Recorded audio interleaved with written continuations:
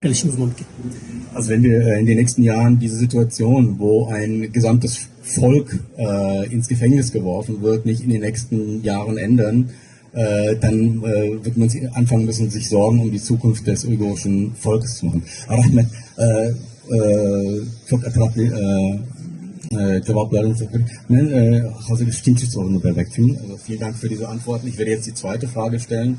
Die zweite Frage wird lauten, wie er die Zukunft der uigurischen Literatur überhaupt einschätzt und wie das sozusagen sich entwickelt wird. İkinci sorum bu bölümde siz Uygur edebiyatının kelgüsünü kandak tip bağlaysınız, kandak baha verirsiniz? Uyghur edebiyatının kelgüsü Aşiyadaki 3 milyondan artıq Uyghur'unki ve ularning ziyolilarininki qamoqdan chiqmasga munosabatlik. Agar ular qamoqdan chiqa olsa, Uyghur edebiyoti qamoqdan chiqadi. Agar ular qamoqdan chiqolmay Aşiyada bir xavfga yani uchrasa, Uyghur edebiyoti shular bilan birga oxirlashishi mumkin.